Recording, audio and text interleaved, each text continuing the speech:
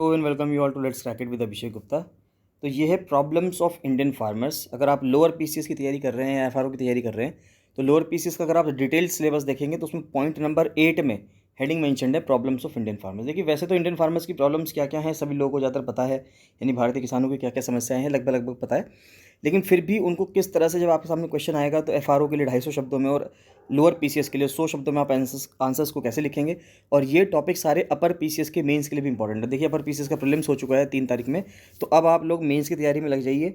जिसके भी 85 या 90 के आसपास नंबर बन रहे हैं, 90 से ऊपर नंबर बन रहे हैं, वो सभी लोग अपर पीसीएस की प्रिपरेशन में लग जाइए, क्योंकि अपर पीसीएस की मेंस की डेट भी उन्होंने दे रखी है। 20 अगस्त से अपर पीसीएस का मेंस है, तो आपके पास ज़्यादा समय नहीं है। उसमें 7 पेपर हैं टोटल, तो उन सब की आपको प्रिपरेशन करनी है। तो ये वाली जो वीडियोस हैं ये सब अपर पीसीएस मेंस के लिए भी बहुत ज़्यादा इंपॉर्टेंट है, तो इनको देखते चल जाइएगा। अगर आपने let's crack it with Abhishek Gupta का यूट्यूब चैनल सब्सक्राइब नहीं किया है तो उसको जरूर सब्सक्राइब कर लीजिएगा। साथ साथ let's crack it with Abhishek Gupta का फ्री टेलीग्राम चैनल जरूर ज्वाइन कर लेना। जितने क्विजेस पोल्स वगैरह सब आते हैं वो सब वहीं पे आते हैं। यूपीपीसीएस का पेपर है 12 जून को और यूपीएससी है 3 जून को, उसमें भी आपको बहुत हेल्प मिलेगी, तो आप इसको जरूर ज्वाइन कर लीजिएगा। चलिए स्टार्ट करते हैं कि problems of Indian farmers. Guys बताना चाहूँगा कि अगर आप लोअर पीसीएस मेंस की तैयारी करना चाहते हैं या एफआरओ मेंस की तैयारी करना चाहते हैं तो आप मुझे 7665804421 पर कॉल या मैसेज कर सकते हैं। वहाँ पे फुल प्रिपरेशन बैच चल रहा है, जहाँ पे आपको पूरा कंटेंट दिया जा रहा है, टेस्ट सीरीज प्रोवाइड की जा रही है, मॉडल वीकली टेस्ट प्रोवाइड किए जा रहे हैं, यानी कि हर चीज़ हर तरीके से, और डेली आंसर राइटिंग प्रैक्टिस भी करवाई जा रही है। तो हर तरीके से आपकी प्रैक्टिस करवाई जा रही है, जिससे कि आप अपना लोअर पीसीएस का मेंस हो चाहे एफआरओ का मेंस हो उसको आप अच्छे से लिख पाएँ। तो अगर हम इंडियन फार्मर्स की प्रॉब्लम देखें, देखिए some of the major problems and the possible solutions have been discussed as follows. ये डिस्कस किए हुए हैं क्या क्या हैं कि इंडियन एग्रीकल्चर जो है उसमें देखिए बहुत सारी दिक्कतें हैं। ये सबको पता है कि इंडियन एग्रीकल्चर में बहुत सारी दिक्कतें हैं और जो किसानों की कंडीशन है वो बहुत ज़्यादा ख़राब भी है। तो अब उसको सुधारने के लिए हम क्या कर सकते हैं या क्या क्या दिक्कतें हैं उनको देख लेते हैं। सबसे पहली बात आती है small and fragmented land holdings, यानी कि जो हमारी जो भूमि का जो एरिया है वो बहुत छोटा है और खंडित है, यानी कि बहुत सारी जगहों पे वो डिवाइडेड है। जो किसान है हमारे यहाँ सब ज़्यादातर छोटे किसान हैं, यानी कि अगर हम देखा जाए छोटे किसान का कहने का सेंस क्या हुआ कि जो उनके पास ज़मीन का साइज़ है, लैंड होल्डिंग का जो साइज़ है उनकी, वो बहुत ज़्यादा छोटा है। The seemingly abundance of net sown area of million hectares and total cropped area of 189 million hectares 99 से 2000 की अगर मैं बात करें कि 2000 के आसपास 189 मिलियन हेक्टेयर ज़मीन ऐसी थी जिस पे खेती हो रही थी, pales into insignificance when we see that it is divided into economically unviable small and scattered holdings. देखिए प्रॉब्लम क्या है कि भारत में खेती की ज़मीन बहुत ज़्यादा है, लेकिन उसको जोतने वाले भी बहुत ज़्यादा हैं, यानी कि फार्मर्स बहुत ज़्यादा हैं, और हर फार्मर के हिस्से जो है बहुत कम ज़मीन आती है। क्योंकि भारत में जो इनहेरिटेंस लॉ है, यानी कि एक ऐसा लॉ कि अगर फादर हैं तो फादर की जो ज़मीन है, फादर की जो प्रॉपर्टी है, अगर फादर के 2 लड़के हैं तो दोनों में डिवाइड होगी। तो उसके वजह से क्या हो रहा है, हमारे यहाँ अनलिमिटेड टाइम्स जो लैंड होल्डिंग्स हैं उनका डिवीजन होता जा रहा है, जो ज़मीन है उनके टुकड़े होते जा रहे हैं, यानी कि छोटे छोटे टुकड़े बनते जा रहे हैं। जिसके वजह से क्या प्रॉब्लम आ रही है कि जो प्रोडक्शन है वो प्रोडक्शन क्या हो रहा है, वो कम होगा। क्योंकि हमें सबको क्या करना होगा, हर ज़मीन पे जो जो भी अगर ज़मीन का बंटवारा होता है तो सब ज़मीन वाले अपनी बाउंड्री बनाएंगे। तो उन सब चीज़ों में आगे, हालांकि अब ये सब चीज़ आगे देखेंगे, तो हमारा जो एरिया है वो छोटा होता चला जाएगा।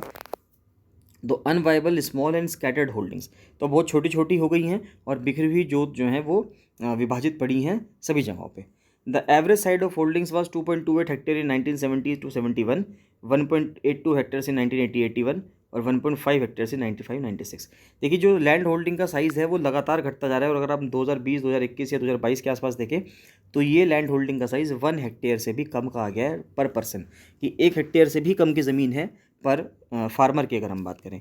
The size of the holdings will further decrease with the infinite sub division of the land holdings. Bar bar land holdings के डिवीजन होते रहेंगे तो उससे क्या प्रॉब्लम होगी कि इससे ये प्रॉब्लम आएगी कि जो लैंड होल्डिंग का जो साइज़ है वो लगातार घटता जा रहा है। The problem of small and fragmented holdings is more serious in densely populated and intensively cultivated areas. देखिए जहाँ पे ये दिक्कतें हैं, जो स्मॉल और फ्रेगमेंटेड होल्डिंग्स की जो दिक्कत है ये और भी ज़्यादा हो जाती है, और भी ज़्यादा सीरियस हो जाती है किन जगहों पे, उन जगहों पे जो डेंसली पॉपुलेटेड है, यानी कि जहाँ पे जनसंख्या बहुत ज़्यादा है, और इंटेंसिवली कल्टिवेटेड है, यानी कि वहाँ पे सघन खेती होती है, यानी कि बहुत ज़्यादा वहाँ पे अगर खेती होती है तो उन एरियाज़ में ये दिक्कत और भी ज़्यादा है। जैसे कि केरला हुआ, वेस्ट बंगाल हुआ, बिहार है, यूपी का ईस्टर्न पार्ट है, वहाँ पर ये दिक्कत और भी ज़्यादा है। Where the average size of land holding is less than 1 hectare and in certain parts it is less than even 0.5 hectare. यानी 1 हेक्टेयर का मतलब क्या होता है, 1 हेक्टेयर का मतलब होता है 10,000 मीटर स्क्वायर। तो देखिए 10,000 मीटर स्क्वायर से भी कम का एरिया होता है अगर हम इन राज्यों में बात करें, और कुछ हिस्से तो ऐसे हैं जहाँ पे 0.5 हेक्टेयर से भी कम की ज़मीन लोगों के पास है। Rajasthan with vast Sandy stretches in Nagaland with the prevailing झूम यानी कि shifting agriculture have larger average size holdings of 4 and 7.15 hectares respectively। देखिए राजस्थान में क्योंकि सैंडी स्ट्रेचेज हैं यानी कि वहाँ पे थार डेजर्ट बहुत बड़ा एरिया में फैला हुआ है, और नागालैंड में अगर हम देखें तो नागालैंड जैसे राज्य में और राजस्थान जैसे राज्य में वहाँ पे लैंड होल्डिंग्स का अगर हम साइज़ देखें तो वहाँ पे काफ़ी बड़ा है। राजस्थान में लैंड होल्डिंग का साइज लगभग 4 हेक्टेयर के आसपास है, और नागालैंड में यही साइज़ 7.15 हेक्टेयर के आसपास पहुँच जाता है। States having high percentage of net sown area, जहाँ पे बहुत ज़्यादा खेती होती है, बहुत ज़्यादा एरिया में खेती हो रही है, जैसे कि पंजाब में, हरियाणा में, महाराष्ट्र में, गुजरात में, कर्नाटक, मध्य प्रदेश में, यहाँ पे भी जो होल्डिंग का साइज़ है वो नेशनल एवरेज से ऊपर है।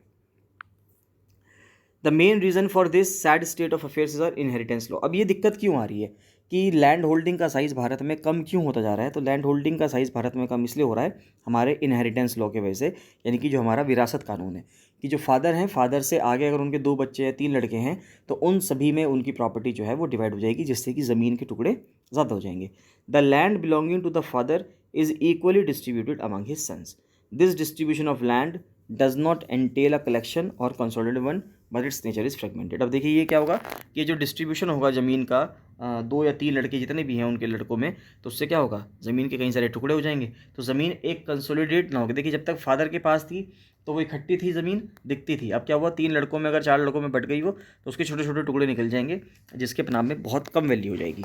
Different tracts have different levels of fertility. अब देखिए दिक्कत ये भी है कि ऐसा नहीं है कि सारी की सारी ज़मीन जो है वो फर्टाइल ही होती है। ज़रूरी नहीं है कि सारी ज़मीन फर्टाइल हो सकता है कि ज़मीन का कुछ हिस्सा फर्टाइल हो और कुछ हिस्सा फर्टाइल ना हो या खेती करने योग्य ना हो। तो different tracts have different levels of fertility and are to be distributed accordingly. If there are 4 tracts which are to be distributed between 2 sons, both the sons will get smaller plots of each land tract. अब देखिए 4 tracts हैं, अगर वो बांटने हो 2 लड़कों में तो क्या होगा, दोनों को 2-2 मिलेंगे, यानी कि ज़मीन का जो हिस्सा है वो बहुत छोटा हो गया। In this way the holdings become smaller, चीज़ें और छोटी हो जाएंगी, and more fragmented with each passing generation. जैसे जैसे जनरेशन पास होंगी, एक जनरेशन के बाद दूसरी जनरेशन आएगी, तो अब क्या होगा, धीरे धीरे ज़मीन के जो है और छोटे छोटे टुकड़े होते चले जाएंगे और ज़मीन जो है वो बहुत ज़्यादा छोटी होती चली जाएगी। Subdivision and fragmentation of the holdings is one of the main causes of our low agricultural productivity। हमारी भारत में जो लो एग्रीकल्चर प्रोडक्टिविटी है, यानी कि ज़मीन पे हम खेती तो बहुत ज़्यादा कर रहे हैं, लेकिन उससे जो उपज है, एग्रीकल्चर प्रोडक्टिविटी है, वो बहुत कम है। उसका एक बहुत बड़ा कारण ये भी है क्योंकि ज़मीन के टुकड़े जो हैं बहुत छोटे हैं हमारे यहाँ। And backward state of our agriculture, और जो हमारी बहुत ज़्यादा पिछड़ी हुई स्थिति है एग्रीकल्चर में। A lot of time and labour is wasted in moving seeds, manure, implements and cattle from one piece of land to another. बहुत सारा समय और बहुत सारी जो लेबर है वो हमारी वेस्ट हो जाती है, चाहे वो बीज हो, मैन्योर हो यानी खाद हो, इम्प्लीमेंट्स हो यानी कि जो टूल्स हैं जो हमें खेती करने के लिए जो चीज़ें चाहिए, और कैटल हो, उनको एक जगह से, एक ज़मीन के टुकड़े से दूसरी ज़मीन पे ले जाने के लिए, दूसरी जगहों पे ले जाने के लिए वहाँ पे बहुत ज़्यादा टाइम वेस्ट होता है। Irrigation becomes difficult on such small and fragmented fields. छोटे छोटे खेतों में इरीगेशन करना बहुत मुश्किल हो जाता है। Further a lot of fertile agriculture land is wasted in providing boundaries. तो बहुत ज़्यादा जो एग्रीकल्चर लैंड जो फर्टाइल होती थी, अगर एक ज़मीन के टुकड़े कर देंगे, मान लेते ये एक पूरी ज़मीन है, अगर ये ज़मीन है तो आप बाउंड्री कहाँ बनाएंगे, आप बाउंड्री यहाँ पे बनाएंगे, ये बाउंड्री बनेगी यहाँ पे, ठीक है। लेकिन अगर क्या हुआ कि अगर ये पूरी ज़मीन 2 बच्चों में डिवाइड हो गई तो अब ज़मीन का एक टुकड़ा और हो गया, यानी अब इससे क्या हुआ कि अब ये 2 टुकड़े हो गए, तो यहाँ पे क्या करेंगे, यहाँ पे भी बाउंड्री बनाई जाएगी। तो ये जो ज़मीन थी, ये ज़मीन वैसे तो फर्टाइल थी, अगर टुकड़ा ना होता, अगर इसके 2 बंटवारे ना होते तो क्या होता, यहाँ पे भी आप खेती कर सकते थे इस ज़मीन के पोर्शन पे। लेकिन ये ज़मीन का पोर्शन किस में इन्वॉल्व हो गया, ये ज़मीन का पोर्शन बाउंड्री बनाने में इन्वॉल्व हो गया, तो यहाँ पे जो एग्रीकल्चर आप कर सकते थे इस पोर्शन में, वो सारा एरिया ख़त्म हो जाएगा। तो इस तरह से करके हमारा जो एरिया है वो बहुत छोटा होता जा रहा है और लैंड वेस्ट हो रही है बाउंड्रीज़ को प्रोवाइड करने में। Under such circumstances the farmer can not concentrate on improvement. तो इस वजह से जो फार्मर्स हैं वो इम्प्रूवमेंट पे भी कॉन्सेंट्रेट नहीं कर पा रहे हैं। The only answer to this problem is the consolidation of holdings. देखिए इसका आंसर क्या है, कंसोलिडेशन ऑफ होल्डिंग्स। बहुत ज़्यादा किया गया, इसकी कोशिश भी की गई, लेकिन ये इतनी ज़्यादा सक्सेसफुल नहीं हुआ। Which means the reallocation of holdings which are fragmented, यानी कि इसका मतलब ये है कि जो ज़मीन के टुकड़े बहुत ज़्यादा फ्रेगमेंटेड हैं, छोटे छोटे टुकड़े हैं, उनको लोगों को दोबारा से री एलोकेट किया जाएगा। The creation of farms which comprise only one or a few parcels in place of multiple of patches formerly in the possession of each peasant. यानी अब उस पर क्या करना चाह रहे हैं, ये चाह रहे हैं कि फार्म्स बना दिए जाएँ, बड़े बड़े फार्म्स हाउस बना दिए जाए, जिससे कि जो बहुत सारी ज़मीन है वो किसी एक पर्सन के अंडर हो, ना कि छोटी छोटी ज़मीन के टुकड़े बहुत सारे पर्सन्स के अंडर हो। हालांकि कंसोलिडेशन ऑफ होल्डिंग्स के लिए, लैंड को कंसोलिडेट करने के लिए, एकीकृत करने के लिए काफ़ी कदम उठाए गए पिछली सरकारों के द्वारा, आज़ादी के बाद भी उठाए गए, लेकिन वो अपने आप में ज़्यादा सक्सेसफुल नहीं हुए। But unfortunately this plan has not succeeded much, लेकिन ये प्लान बहुत ज़्यादा सक्सीडेड नहीं हुआ। Although legislation for consolidation of holdings has been enacted by almost all the states, सभी राज्यों ने इसको अपनाया है, इसके ऊपर एक कानून अपनाया है। It has been implemented only, लेकिन जबकि सभी राज्यों ने अपनाया है इसको, लेकिन ये चीज़ सिर्फ पंजाब में, हरियाणा में और यूपी के कुछ हिस्सों में इम्प्लीमेंट हो पाई है, इसके अलावा और कहीं ये इम्प्लीमेंट हो भी नहीं पाई है। तो एक दिक्कत तो थी हमारे पास लैंड होल्डिंग्स की। दूसरी दिक्कत जो आती है, जो किसानों को फेस करनी पड़ती है, वो करनी पड़ती है बीज के लिए, सीड्स के लिए। तो देखिए, सीड एक क्रिटिकल और एक बेसिक इनपुट है for attaining higher crop yields. देखिए सिंपल सी बात है, अगर आपको बहुत अच्छी फसल चाहिए तो उसके लिए बीज आपको चाहिए ही चाहिए, जो कि एक अच्छी क्वालिटी के सीड्स हों, अच्छी क्वालिटी के बीज हों। अटेनिंग हायर क्रॉप यील्ड्स यानी कि आपकी जो उपज है फसलों की वो ज़्यादा हो, and sustained growth in agriculture production, और सस्टेन्ड ग्रोथ होनी चाहिए, यानी कि ऐसी ग्रोथ होनी चाहिए जो सतत विकास होता रहे, यानी कि निरंतर साल दर साल वहाँ पे आपकी ग्रोथ होती रहे एग्रीकल्चर प्रोडक्शन में। Distribution of assured quality seed is as critical as the production of such seeds.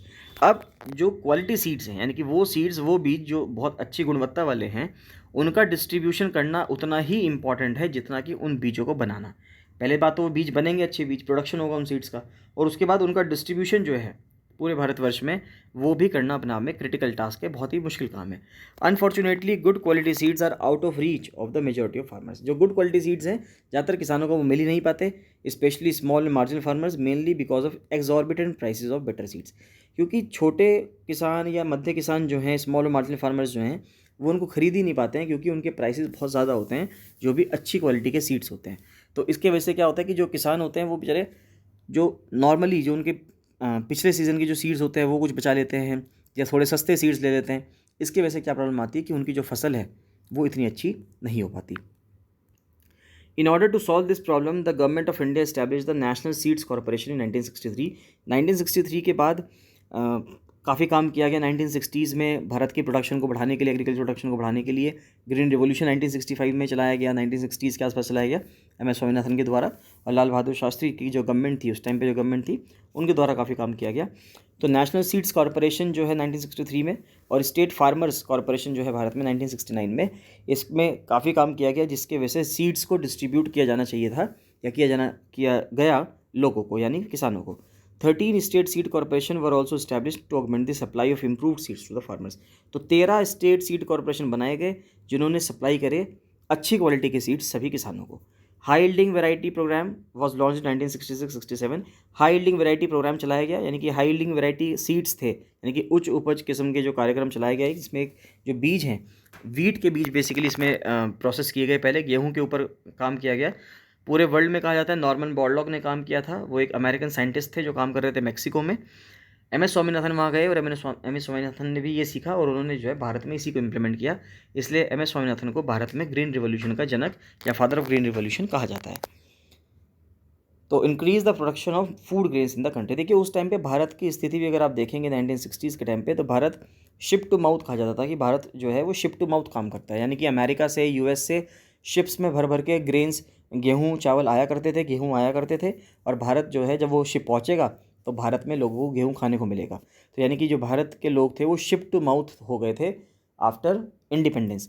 तो इस स्थिति को सुधारने के लिए हाई यील्डिंग वैरायटी जब सीड्स आई, गेहूं की जब उपज आई, गेहूं की जो सीड्स आई, बीज आई, इसके बाद काफ़ी ज़्यादा स्थिति में सुधार हुआ। और जिस टाइम पे भारत एक ऐसी स्थिति में था कि हम दूसरे देशों से उधार लेते थे या दूसरे देशों से इंपोर्ट करते थे अपने यहाँ, आज हम ऐसी स्थिति में हम कई सारे देशों को एक्सपोर्ट करते हैं। The Indian seed industry had exhibited impressive growth in the past and is expected to provide further potential for growth in agriculture production. तो देखिए इंडियन सीड इंडस्ट्री जो है, जो भारत की बीज बाज़ार है, जो बीज इंडस्ट्री है, उसने काफ़ी अच्छी इंप्रेसिव ग्रोथ दिखाई है, और बहुत ज़्यादा पोटेंशियल है उसके अंदर कि वो एग्रीकल्चर प्रोडक्शन में काफ़ी ज़्यादा ग्रोथ कर सकता है। The role of seed industry is not only to produce adequate quantity of quality seeds but also to achieve varietal diversity to suit various agro climatic zones of the country. देखिए अगर मैं भारत की बात करूँ तो भारत में एग्रो क्लाइमेटिक जोन्स कितने हैं? 15 हैं। तो इन 15 एग्रो क्लाइमेटिक जोन्स में अलग अलग तरह की फसलें उगती हैं, अलग अलग तरह की खेती होती है। तो भारत में जो सीड इंडस्ट्री है उसका सिर्फ काम इतना सा नहीं है कि उसको अच्छे क्वालिटी के सीड्स बनाने हैं, उसका काम ये भी है कि अच्छी क्वालिटी के सीड्स तो बनाने हैं, साथ ही साथ अलग अलग वैरायटी के भी सीड्स बनाने हैं, अलग अलग फसलों के सीड्स भी बनाने हैं। सिर्फ ऐसा नहीं है कि गेहूँ और चावल पे फोकस करना है, बहुत बहुत सारी जितनी भी चीज़ें भारत में उगाई जा सकती हैं उन सब की सीड्स पे काम करना है, जिससे कि अलग अलग जगहों पे अलग अलग फसल उगाई जा सके उनके मौसम के अनुसार। The policy statements are design towards making available to the Indian farmer adequate quantities of seeds, की अच्छी क्वांटिटी में, एडिक्वेट क्वांटिटी में, एक पर्याप्त मात्रा में सीड्स मिले ऑफ सुपीरियर क्वालिटी, अच्छी क्वालिटी के, एट द अप्रोप्रिएट टाइम, सही टाइम पे, एंड प्लेस, सही जगह पे, एंड एन अफोर्डेबल प्राइस, और एक ऐसी कीमत पे जो कि एक किसान अफोर्ड कर सकता हो, so as to meet the country's food and nutritional security goals. तो जो भारत के जो फूड नीड्स हैं, फूड गोल्स हैं और सिक्योरिटी है, न्यूट्रिशनल सिक्योरिटी के जो गोल्स हैं उनको फुलफिल किया जा सके, इस वजह से जो इंडस्ट्री है उसके पास काफ़ी रिस्पॉन्सिबिलिटी है कि एक तो अच्छी क्वालिटी के सीड्स बनाए, फिर उन सीड्स को किसानों तक पहुंचाए और इस कीमत पे पहुंचाए कि वो किसान जो है उसको अफोर्ड कर सकें और उसको खरीद सकें। Indian seeds programme largely adheres to limited generation system for seed multiplication. System recognises 3 kinds of generation. अब देखिए जो सिस्टम है, जो इंडियन सीड्स का प्रोग्राम है, उसके तहत 3 तरह के सीड्स होते हैं। एक हम बोलते हैं ब्रीडर सीड, एक होता है फाउंडेशन और एक होता है सर्टिफाइड सीड्स। ब्रीडर सीड कौन सा होता है? जो ब्रीडर सीड है वो बेसिक सीड है, बिल्कुल जो शुरुआत में जो सीड बनेगा वो ब्रीडर सीड होगा। ये फर्स्ट स्टेज है सीड के प्रोडक्शन का। उसके बाद जो फाउंडेशन सीड होगा वो सेकंड स्टेज होगा सीड के प्रोडक्शन चेन का, और ये प्रोजेनी होगा, यानी कि ब्रीडर सीड से जो बच्चा हुआ, एक तरह से आप कह सकते हो कि जो ब्रीडर सीड से जो अगर हमने उसको क्या करा, फ्यूज़ करा 2 सीड्स को, और उससे जो नया एक सीड बना तो उसको हमने फाउंडेशन सीड कहा, और इस फाउंडेशन सीड की हेल्प से हमें फिर सर्टिफाइड सीड्स मिलेंगे। सर्टिफाइड सीड्स जो होंगे अपने आप में बेस्ट क्वालिटी के होंगे, जिससे प्रोडक्शन जो है क्रॉप्स का वो बहुत अच्छा होगा। Certified seeds is the ultimate stage in seed production. तो जो सर्टिफाइड सीड्स जो है वो एक अल्टीमेट स्टेज होगी सीड प्रोडक्शन की, सीड प्रोडक्शन चेन की, and is the progeny of foundation seed. ये फाउंडेशन सीड्स की प्रोजेनी होंगे, यानी कि बच्चे होंगे। Production of breeder and foundation seeds and certified seeds distribution have gone up to an annual average rate. अब देखिए सभी तरह के सीड्स का, देखिए जो ब्रीडर सीड्स होंगे वो सबसे सस्ते होंगे, उससे थोड़े से महंगे फाउंडेशन सीड्स होंगे, और सबसे महंगे सर्टिफाइड सीड्स होंगे। तो जो किसान है वो हर तरह के सीड्स लेना पसंद करता है, तो कभी वो ब्रीडर सीड्स लेता है, कभी वो फाउंडेशन सीड्स लेता है, कभी वो सर्टिफाइड सीड्स लेता है।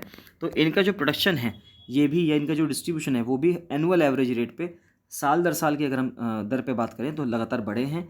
जैसे कि जो ब्रीडर सीड है वो 3.4% के हिसाब से बढ़ा है, फाउंडेशन सीड 7.5% के हिसाब से, और जो सर्टिफाइड सीड्स हैं वो 9.5% के हिसाब से बढ़े हैं। तो इससे ये समझ में आता है कि लोगों ने, किसानों ने सर्टिफाइड सीड्स को अपनाना ज़्यादा शुरू कर दिया, जो कि अपना में एक अच्छी बात है। चलिए बाकी खाद, उर्वरक और बायोसाइड्स यानी कि मैन्योर्स, फर्टिलाइजर्स को हम नेक्स्ट वीडियो में कवर करेंगे। तो आप इसके नोट्स बनाते रहिएगा। इसमें आपको कोई भी डाउट आता है तो आप मुझे कमेंट सेक्शन में कमेंट करके पूछ सकते हैं। बाकी जो भी लोअर पीसीएस मेंस की तैयारी कर रहे हैं या फारो मेंस की तैयारी कर रहे हैं वो मुझे 7665804421 पर कॉल करके इन्फॉर्मेशन ले सकते हैं और ग्रुप को ज्वाइन कर सकते हैं, जिससे कि आप पूरी प्रिपरेशन आपकी हो पाए।